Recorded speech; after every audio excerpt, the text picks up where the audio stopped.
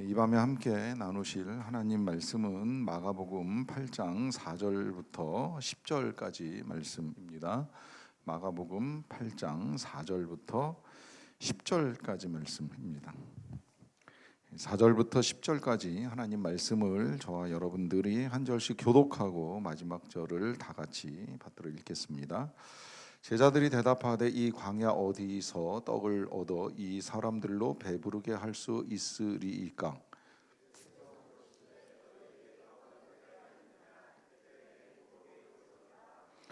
예수께서 무리를 명하여 땅에 앉게 하시고 떡 7개를 가지사 축사하시고 떼어 제자들에게 주어 나누어 주게 하시니 제자들이 무리에게 나누어 주더라.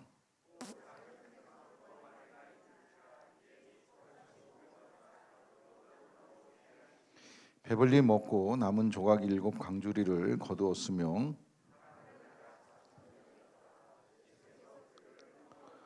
가직습니다. 곧 제자들과 함께 배에 오르사 달마누다 지방으로 가시니라. 아멘.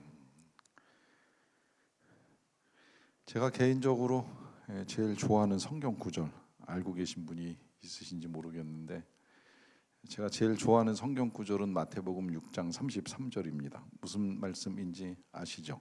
너희는 먼저 그의 나라와 그의 의를 구하라. 그리하면 이 모든 것을 너희에게 더하시리라. 좋아하게 된 이유를 언젠가 한번 밝히긴 했던 것 같아요. 고등학교 3학년 되던 해 겨울에 그 예수전도단에서 하는 일주일짜리 월요일부터 토요일까지 진행하는 전도학교 이제 가고 싶어서 이제 면접 보러 갔을 때 면접장에 들어가지 못하고 이걸 해야 되나 말아야 되나 돈도 없고 시간도 없는데 이게 진짜 가능할까 할 때 이제 같이 갔던 친구하고 동교동 삼거리 그 길바닥에 앉아서 이제 둘이 기도하고 기도 같이 이렇게 끝나면서 이제 받았던 이 응답이 찬양으로 받았어요. 둘이 똑같이 우리 기도해보고 그럼 결정하자. 이제 그땐 음성 듣는 법을 배우지도 않았고 어떻게 듣는지도 모르는 상태에서 그냥 일단 기도부터 해보자 그러고서 둘이 이제 앉아가지고 기도를 하고 나서 눈을 딱 뜨는 순간에 이제 동시에 찬양을 한 거예요. 그 어렸을 때 불렀던 복음송가 먼저 그 나라와 그 의를 구하라. 이 찬양을 부르면서 이게 하나님의 응답이구나 이제 깨달은 거죠. 음성처럼 들렸고 응답으로 왔습니다. 그래서 용기를 내서 이제 면접 보고 그러고 나서 그 말씀 그대로 하나님의 나라와 의를 구할 때 이 모든 것을 더하신다라고 하는 이 약속을 믿고 이제 면접 보고 접수하고 정말 하나님이 더해 주시는 은혜 가운데 이제 제가 그 수련회 뭐 비용도 내고 시간도 내서 이제 일주일 다녀올 수 있게 되었는데요. 그 음성 되게 오래 남았던 것 같아요. 이게 제가 수요일 날 음성 듣기 강의하면서 좀 급하게 지나오긴 했는데 저는 그 기억 그러니까 절박하게 기도할 때 찬양으로 응답하신 이 하나님의 음성하고 그 다음에 그 3박 4일 이제 처음 신학교 가서 이 학교를 계속 다닐까 말까 고민하면서 금식할 때 역시 마지막으로 이제 하나님이 저한테 응답하셨던 음성이 찬송가로 또 왔어요. 그때 당시 217장 지금 정확히 400 몇 장인지 기억 못하는데 217장 4절 주님의 뜻을 이루소서 온전히 나를 주장하사 주님이 나와 함께함을 만민이 알게 하옵소서라는 이 찬송가를 부르면서 응답을 받아서 저는 개인적으로 음성 듣기 할 때 이 찬송이나 찬양으로 응답받는 거 굉장히 좋아합니다. 그리고 그 이후에도 이제 몇 차례 하나님이 찬양 중에 말씀해 주시는 것들이 여러 번 있어서 자꾸 이렇게 막 뭐 이렇게 귀로 들리는 걸 들으려고 애쓰지 마시고 뭐 성경 갑자기 쫙 펴가지고서 오늘 뭐라고 말씀하시는지 보려고 애쓰지 마시고 그냥 찬양하다가 제가 찬양 모르겠어요. 여러분들 보실 때 어떨지 모르겠지만 찬양을 힘써 하려고 하는 이유 중에 하나가 이제 그런 찬양을 통해서 응답받은 이제 기억과 경험이 있다 보니까 오늘도 내가 부르는 찬양 가운데 하나님 뭐라고 말씀하지 아니하실까? 하나님의 음성이 들리지 아니할까 하는 이제 그런 기대를 가지고 찬양을 하거든요. 그런 중에 실제로 이제 찬양을 통해서 많은 힘을 얻기도 하고 용기를 얻기도 합니다. 어찌되었건 이제 그러는 가운데 제일 처음에 들었다고 이제 인식하는 그 음성 중에 하나가 이 마태복음 6장 이제 33절이었고 살면서 확인을 여러 차례 했어요. 신학교에 입학을 할 때도 그냥 갑자기 준비하고 갑자기 시험을 보고 갑자기 이제 합격을 했는데 막상 합격을 딱 하고 나니까 이제 그때서야 이제 정신이 차려지면서 합격은 했는데 등록은 어떡하지? 이게 이제 현실로 닥쳐오더라고요. 그런 고민할 때 이제 그 형님이 찾아오셔서 이제 등록금 하라고 이렇게 돈 갑자기 주는 바람에 이제 등록을 하면서 신학 공부가 시작이 됐는데, 어렴풋이 이제 그런 과정들을 통해서 하나님의 나라와 의를 구하면 모든 것을 더하시는구나 하는 거에 대한 이제 감은 잡았어요. 감은 잡았는데 이게 사실 개념적으로는 명확하게 우리가 이제 이해하기가 좀 어렵지 않나는 생각이 들 때가 한 번씩 있어요. 하나님의 나라는 뭐고, 하나님의 의는 뭐고, 그 다음에 모든 것을 더하신다고 할 때 이 모든 것 안에는 뭐가 도대체 들어가는 건가, 뭘 더해 주신다는 건가 하는 이제 이 실제적인 이제 문제가 있잖아요. 뭐 명확하게 하나님의 나라를 한마디로 뭐 지금 이 밤에 이야기하려고 말을 꺼낸 건 아니지만, 이제 그런 질문을 놓고 이제 오늘 본문 속에서 좀 같이 생각을 해보자고 말씀을 드리는 겁니다. 본문은 아시는 대로 우리가 이미 이제 지난 시간에 이 본문의 상황을 이제 전반적으로 이제 보기는 했어요. 요건 이제 또 하나의 오병이어와 유사한 기적인데 같은 내용은 절대 아닙니다. 많은 것이 다르다고 제가 그날 정리를 해드렸어요. 사용된 재료의 양도 다르고 먹은 사람의 숫자도 다르고 남은 광주리도 다르고 또 먹은 사람들이 유대인이냐 이방인이냐도 다르고 그래서 지역도 다르고 완전히 다른 사건인데 이거 혹시라도 마가가 혼동해서 두 번 썼나? 이렇게 오해하시지 말라고 이제 정리를 해드린 거예요. 앞에 나온 오병이어와 우리가 지금 보고 있는 칠병이어는 다른 기적이고 두 번 있었던 기적이고, 이 사실을 마가만 밝히는 것이 아니라 제자였던 마태도 자신의 복음서에서 명확하게 이제 두 번의 사건으로 알려줍니다. 자, 그러면 이게 왜 두 번이지라고 하는 질문을 해볼 수 있는 거죠. 도대체 왜 똑같은 기적, 비슷한 기적이 두 번 나타났고 이게 두 번 성경에 기록된 이유는 무엇이겠는가 하는 질문도 한번 이제 가지고 가도 좋을 것 같아요. 그러는 가운데 이제 지난 시간에 우리가 정리했던 내용 중에 하나는 일단 예수님께서 먼저 이제 말씀을 꺼내셨어요. 이게 이제 앞에 기적하고 조금 다른 게, 앞에 기적은 제자들이 요청을 했다 그러잖아요. 예수님한테 지금 저녁 늦은 시간이니까 사람들을 보내서 각자 먹을 걸 얻게 합시다, 이렇게 이제 제자들이 제안을 했다면, 요 기적은 조금 이제 순서가 달라요. 예수님이 먼저 제자들한테 지금 이 사람들 그냥 보내면 다 길에서 기진해서 쓰러질지도 모르는데 뭘 좀 먹을 걸 줘야 되지 않겠냐 하는 예수님의 말씀에서 시작이 됩니다. 자, 이 말씀에서 시작이 된다는 의미는 먼저 예수님이 그들의 상태를 알고 계신다고 말씀드렸어요. 이게 우리에게 있어서 중요한 건, 우리 예수님께서 우리의 상태, 이 상태는 모든 걸 의미합니다. 모든 상태를 아신다는 거예요. 앞에 오병이어 기적을 행하실 때에는 그들이 목자 없는 양같이 방황함을 보시고 불쌍히 여기셨어요. 이때 목자 없는 양이라는 건 영적, 정신적 지도자가 없어서 그 영적 빈곤한 가운데 놓여 있는 그들의 영적 상태를 아시는 주님이 불쌍히 여기시고 말씀 먼저 먹이시고 이제 기적을 베풀어 주신 거고요.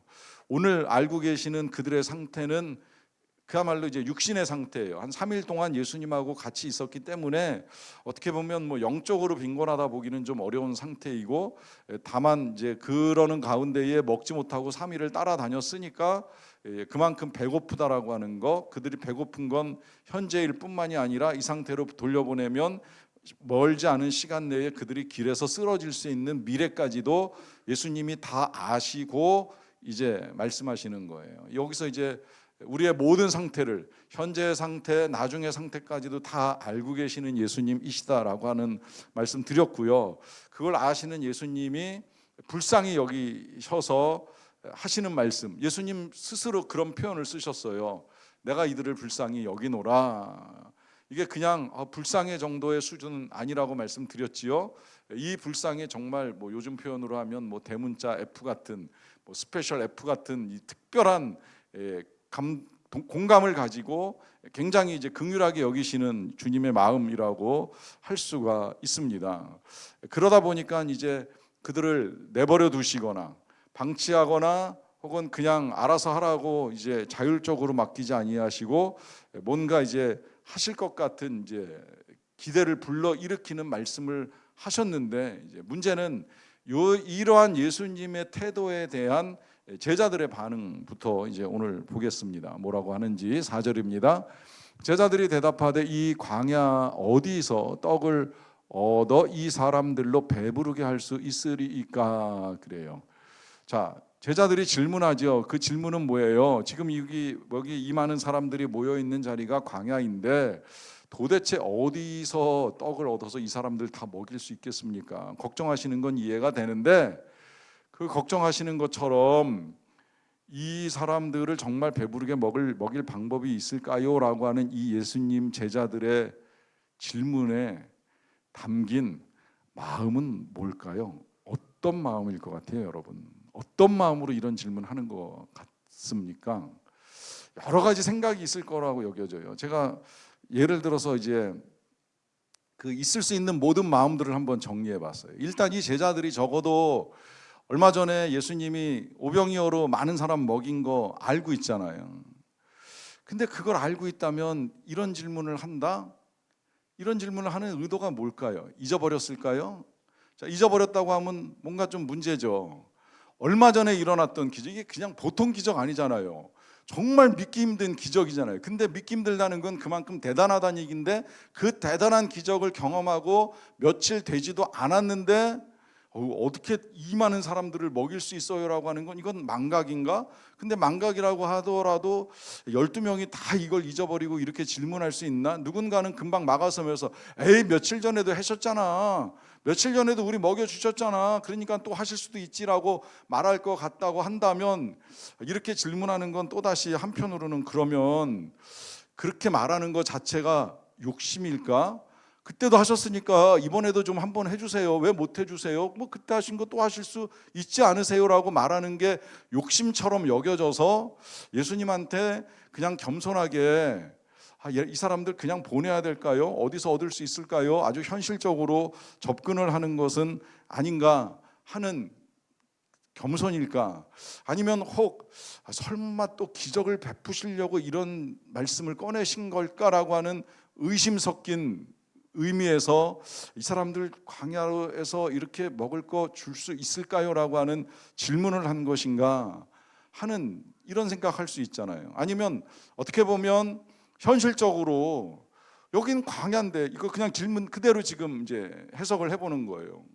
여긴 광야인데 어떻게 먹입니까? 무슨 수로 먹입니까?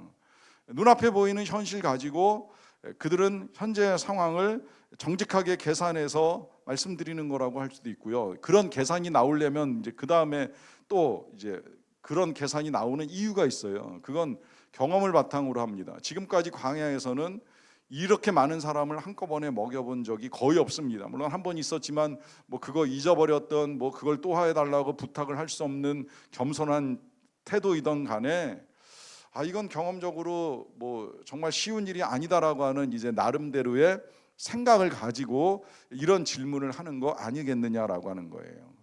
제가 장황하게 이 제자들이 가질 수 있는 많은 생각들을 열거했고요.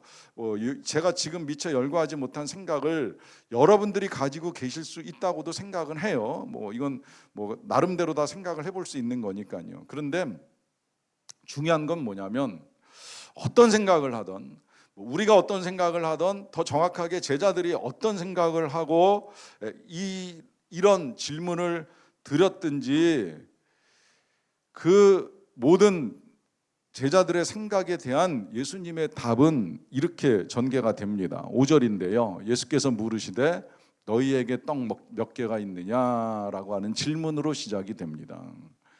이 말은 무슨 이야기예요? 이 말은 그때나 지금이나, 그러니까 오병이어 기적을 행하실 때나 지금 또다시 칠병이어의 기적을 행하실 때나 동일하게 예수님이 찾으시는 건 그 자리에 있는 사람들이 가지고 있는 것에서부터 시작하신다라고 하는 거예요.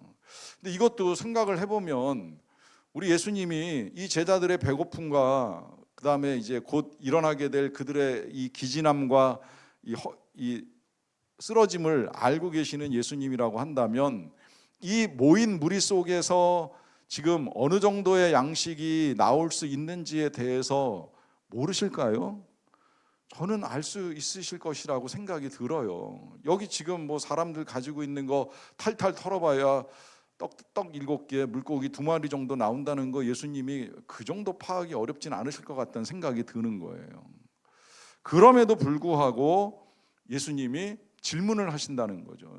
저는 그래서 이 질문의 의미는 어찌됐건 그것이 많건 적건 너희들이 가지고 있는 걸 가지고 와봐라 에서 항상 시작이 된다는 거예요. 이제 이것이 우리가 중요하게 이제 받아들여야 될 신앙의 원리 중에 하나라고 저는 생각을 하는데요. 하나님의 은혜는 무한합니다. 하나님의 능력도 무한하고요. 그렇지만 하나님이 그 무한하신 은혜와 능력을 항상 나타내시거나 모든 사람에게 나타내시지는 않아요. 심지어 이 먹이시는 기적도 매번 하면 더할 나위 없이 좋을 것 같아요. 실제로 제자들이나 유대인들은 그런 기대를 하기도 했어요. 이렇게 먹여주시는 분이 우리의 왕이면 얼마나 좋을까. 그럼 우리 이제부터 굶지 않고 다 넉넉하게 살아갈 수 있지 아니할까라고 하는 기대로 가질 수 있는 기적이잖아요. 그런데 이 기적을 딱 2번 하고 더 안 하세요. 왜 그럴까요? 그 이유는 그 이상 하실 이유가 없다는 거예요. 자, 일단 없다고 말씀드리는 이유는 그렇다고 그 이상의 기적이 불필요하다고 지금 말씀드리는 것도 아니고 나타나지 않는다고 말씀드리는 거 아닌데요.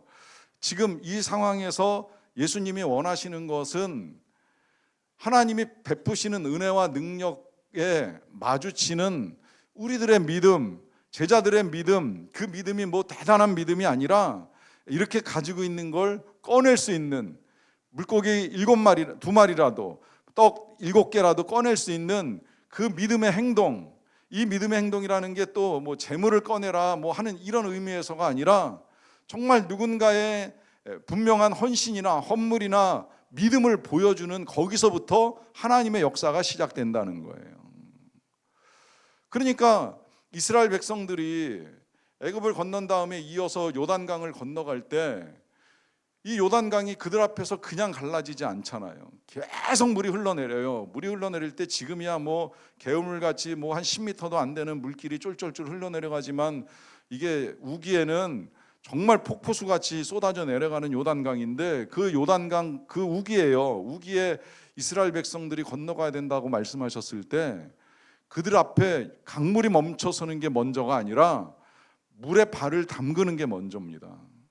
물에 발을 담그고 나서 물이 멈추는 거예요. 물이 끊어지는 거예요.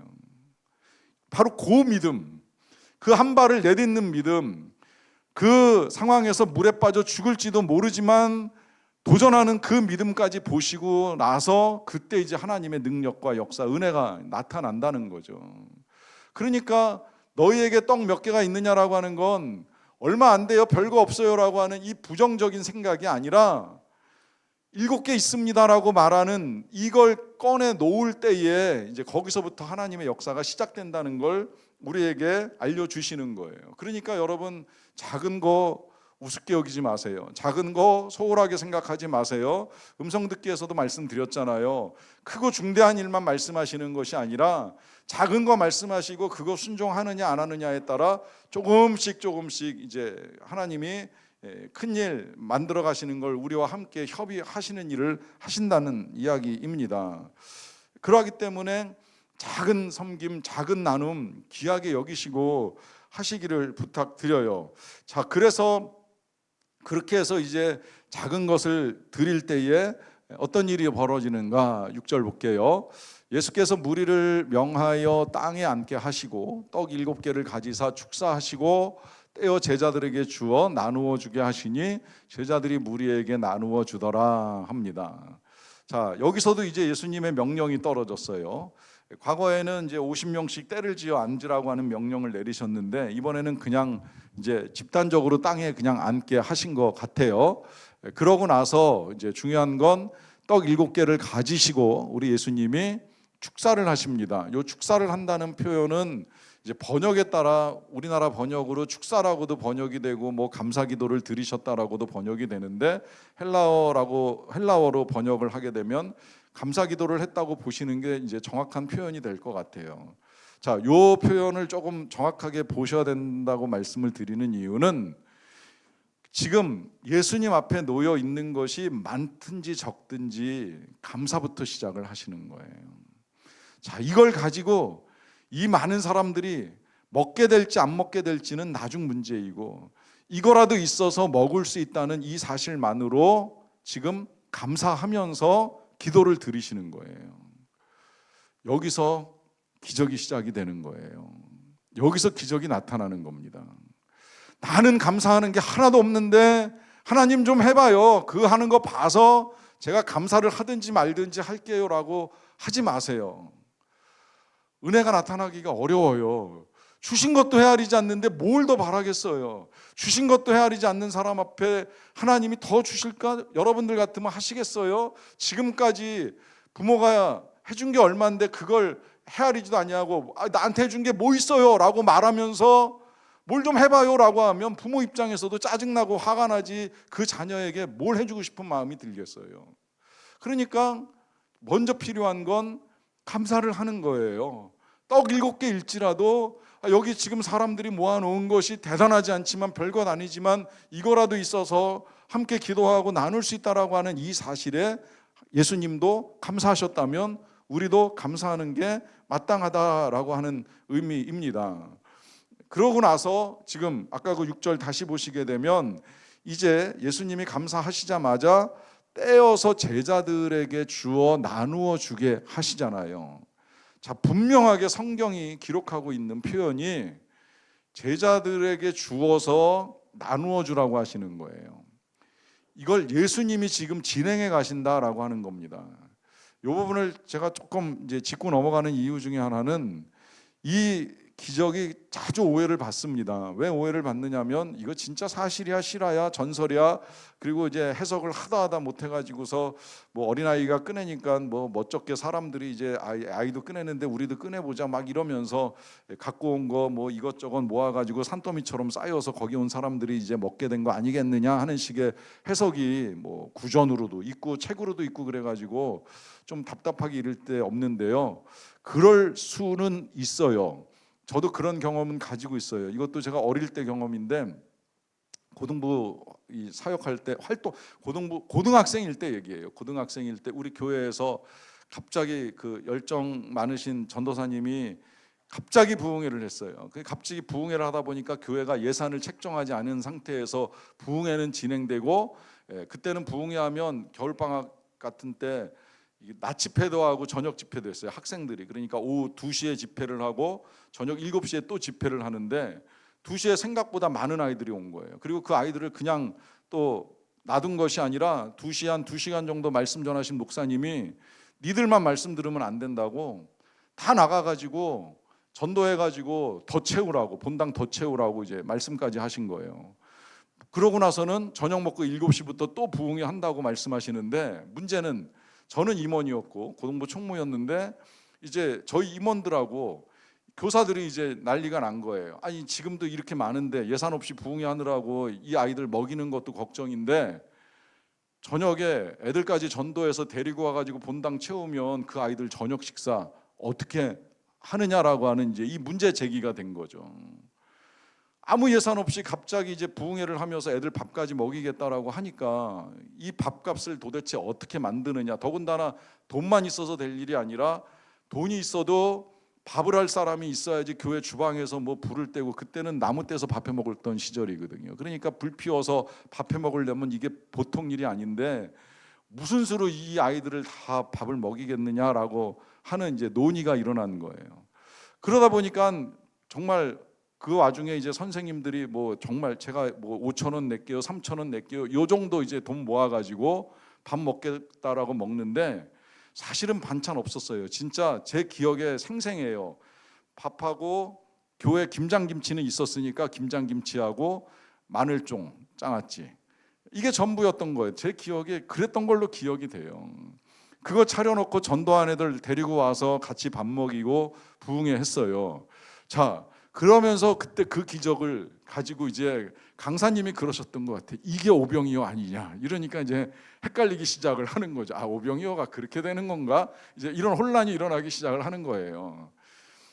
자, 그렇게 할 수는 있지만 적어도 성경에서 말씀하고 계시는 오병이어는 분명히 예수님이 기도하시고 예수님이 떼서 제자들에게 주고 제자들에게 나누어 주게 하셔서 제자들이 나누는 가운데에 많은 사람들이 먹게 되는 역사입니다.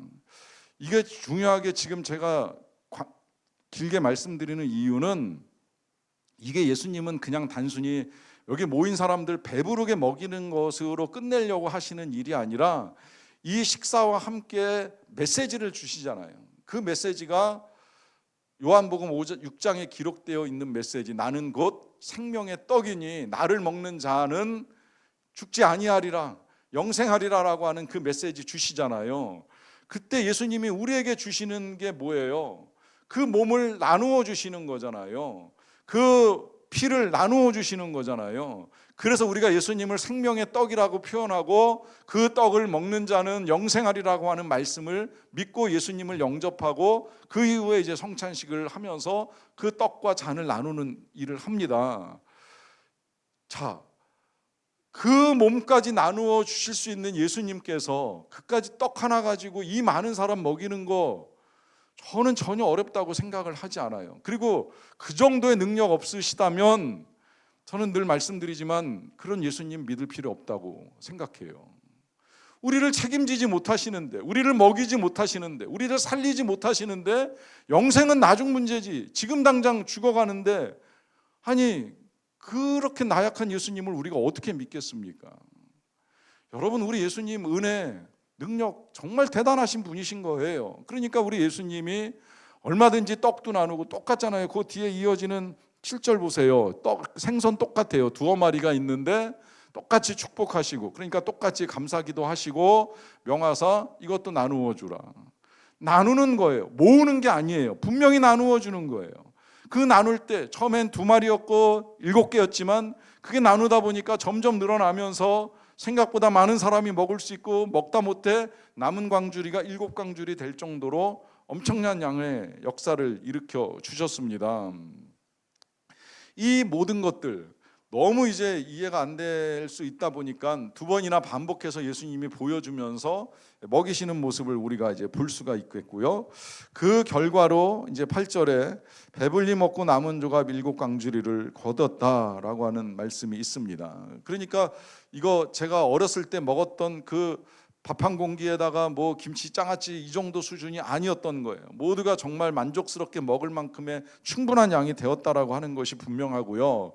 그러고 난 다음에 이제 마지막 9절도 중요한데요. 사람은 약 4천 명 정도였는데 예수님께서 그들을 흩어 보내십니다. 자, 여기 이제 흩어 보내시는 걸 중요하다고 말씀드리는 이유는, 일단 이제 더 이상 예수님이 먹었으니까 우리 또 시작할까, 또 말씀 나눌까 하지 않고 일단은 이제 오늘은 흩어 보내셨어요. 자, 보내시는 건 이제 그동안 멈췄던 일상을 다시 이어나가라 하는 의미도 있다고 생각이 들고, 또 먹이신 이유는 뭐에 있겠습니까? 먹이신 이유는 이제 보내려고 먹이신 거잖아요. 그냥 보낼 수 없었으니까 원래 목적에 따라 먹이시고 보내시는 일까지 이제 마무리를 하십니다. 자, 그러면 이제 이렇게까지 예수님이 행하시고 먹이시고 보내시는 이유가 어디에 있느냐라고 하는 이제 질문을 가지고 다시 한번 이제 생각을 해보는 겁니다. 자, 이 기적이 정말 특별하고 대단한 기적인데, 이 기적만을 놓고 보면 정말 예수님이 대단하신 분이신 걸 보여줄 수 있는 특별한 이제 기적임에도 불구하고 우리가 그 부분에만 집중할 수 없죠.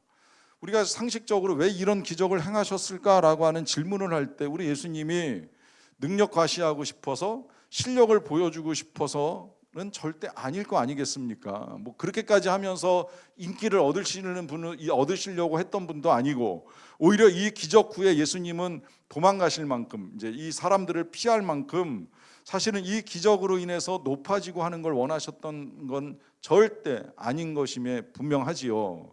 자, 그러면 왜 이런 기적을 행하셨을까라고 할 때에, 그건 앞서 우리가 미리 살펴본 대로 그만큼 이 사람들의 배고픔, 줄이고 목마름을 알고 계시기 때문에 먹이지 아니하면 아니 된다라고 하는 걸 아시고 긍휼히 여기는 마음, 불쌍히 여기는 마음으로 먹이셨다라고 하는 사실 틀림없어요. 하지만 그것을 넘어서서 더 중요한 건 이제 이런 모든 과정을 통해서 우리 예수님이 하시는 또 한 가지 사역이 있죠. 그건 우리 하나님을 보여주시는 거라고 말씀드렸잖아요. 우리 예수님이 이 땅에 와서 행하신 모든 것들은 하나님을 보여주시는 일인데, 그 하나님이 하시는 일 가운데 하나가 뭐예요? 우리에게 공급하시고 먹이시는 일을 하시는 거예요. 여러분, 굉장히 중요하고, 제발 잊지 마시고 자녀들에게 있어서도 이 사실을 좀 자주 적용시키세요. 하나님이 먹이십니다. 하나님이 공급하십니다. 하나님이 키우십니다. 제발 걱정하지 마시고, 여러분들의 힘으로 하려고 하지 마시고, 여러분들이 먹이고 넣어서 여러분들의 능력으로 키우려고 애쓰지 마세요. 거듭 말씀드리지만 여러분들이 사랑하신다고요? 인정합니다. 그러나 하나님의 사랑 따라가지 못해요. 어찌 감히 내가 하나님보다 더 사랑한답시고 하나님보다 더 내가 해보겠다라고 먹이고 잔소리하고 이끌고 지도하겠다고 애쓰지 마세요. 차라리 하나님의 나라와 의를 구하세요. 자, 여기서 이제 이 하나님의 나라와 의를 구한다라고 하는 거 참 어려운 문제이지만, 이게 이제 하나님의 나라와 의를 구하는 게 선교하는 걸까, 혹은 저같이 신학교 가서 목회자 되는 걸까, 아니면 아까 제일 처음에 제가 경험한 수련회 가서 이제 6일 동안 말씀 듣고 이렇게 기도하고 하는 시간을 보내는 걸까, 다 하나님의 나라의 일부분이라고 생각이 들기는 하는데요. 그러다 보니까 이제 또 한 가지 착각을 하고, 우리 교회는 그런 청년 거의 안 보이는 것 같은데, 제가 전에 섬겼던 교회는 교회만 열심히 오고 취업도 안 하고 공부도 안 하고 일도 안 하고 그냥 맨날 교회 와서 사는 청년들이 있어요. 여러분, 이거 하나님의 나라와 의를 구하는 게 맞아요, 진짜? 그러면 하나님이 알아서 다 그 청년들 먹이고 살리고 하실까요? 그런 의미에서 하나님의 나라와 의는 아닐 거라고 생각이 돼요. 자, 그 질문을 가지고 오늘 예수님이 먹이신 이 사람들을 놓고 다시 한번 생각을 해보는 겁니다. 자, 이 사람들이 예수님을 따라서 보낸 시간이 있죠. 이 사람들이 배고픈 이유가 있잖아요. 그 배고픈 이유는 뭐냐면 예수님과 함께 4일이라는 시간을 보냈어요. 3일, 사흘이라는 시간을 보냈어요. 근데 그 시간이 너무 좋은 거예요. 예수님을 만났고 예수님의 말씀을 듣고 강론을 배우고 하다 보니까 시간 가는 줄 모르고 3일이라는 시간이 후딱 지났죠. 그러는 동안에 집에도 가야 되고 배도 고프고 하는 걸 이제 뒤늦게 이제 깨닫게 된 거예요. 여기에 하나님의 나라가 있습니다. 하나님의 나라, 주님과 함께하는 시간을 갖는 거예요. 그리고 말씀을 듣는 거예요.